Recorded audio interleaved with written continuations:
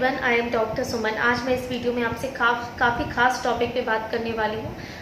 बच्चे का घर तो बन चुका है, पर उसके अंदर बच्चे की हार्ट बीट अभी शो नहीं कर रही है। ऐसा क्यों होता है? ये सुन के काफ़ी ज़्यादा लेडीज़ परेशान हो जाती है, उन्हें पैनिक हो जाती है, वो डिस्टर्ब हो जाती हैं ये सुन करके, ये देख करके।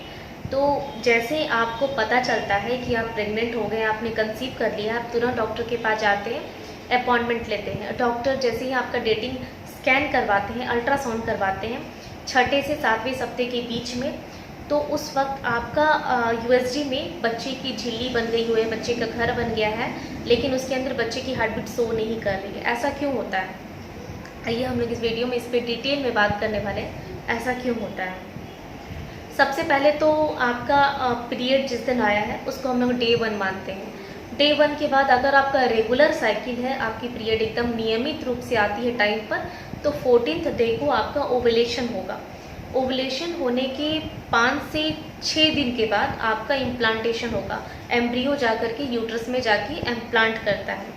उसके 5 से 6 दिन के बाद आपका एक झिल्ली बन जाती है, बच्चेदानी के अंदर एक झिल्ली बनती है जिसको हम लोग जेस्टेशनल सैक बोलते हैं। और इस वक्त अगर हम आपका ट्रांस वजाइनल सोनोग्राफी करेंगे, इंटरनल सोनोग्राफी करेंगे, तो ये झिल्ली आपको दिख जाएगी।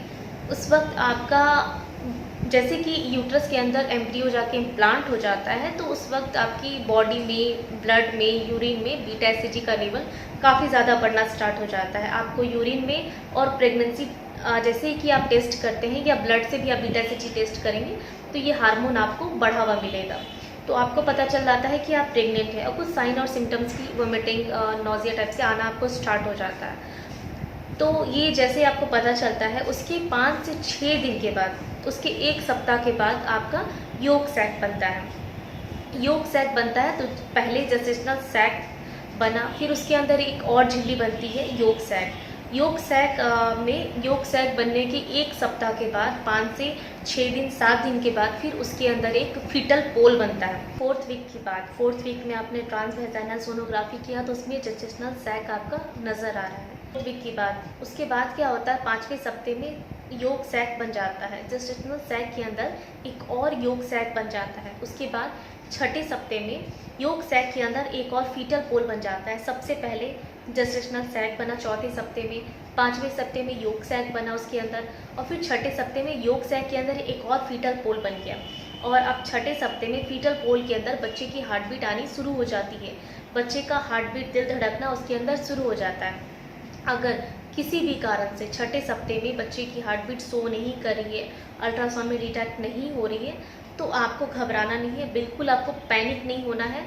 आप थोड़ा सा इंतज़ार कीजिए। आपकी डॉक्टर आपको मेडिसिन दे करके थोड़ी सी वेट करने की सलाह देंगे। आपको 2 सप्ताह के लिए या 10 दिन, 15 दिन के अंदर अंदर आपको फिर से रीस्कैन करने के लिए वो वापस से बुलाएंगे।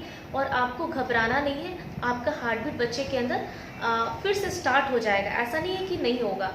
आपको हो सकता है कि इस केस में क्या प्रॉब्लम होती है कि हो सकता है कि आपका ओवुलेशन ही लेट हुआ हो, आपने कंसीव ही एम्ब्रियो यूट्रस के अंदर इम्प्लांटेशन ही लेट से हुआ हो। तो इस स्थिति में आपको पैनिक नहीं होनी है, आपको बिल्कुल मेडिसिन लेना है, और मेडिसिन लेने के बाद आपको नॉर्मल रहना है।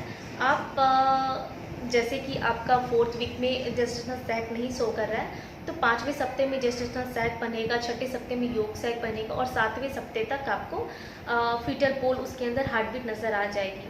और 2 सप्ते का आपको वेट करना है। 2 सप्ते के बाद भी अगर हार्ट बीट नहीं आ रही है, तो फिर टेंशन लेने वाली बात है। तो फिर हो सकता है आपके केस में अगर 2 सप्ते के बाद भी उसमें बच्चे में हार्ट बीट नहीं शो कर रही है, यानी कि फीटल पोल के अंदर हार्ट बीट नहीं बनी है अभी तक, तो फिर ये हेल्दी प्रेगनेंसी नहीं हो सकता। आगे जाके ये खुद पे खुद मिस्ड एबॉर्शन हो जाए, एबॉर्ट हो जाए।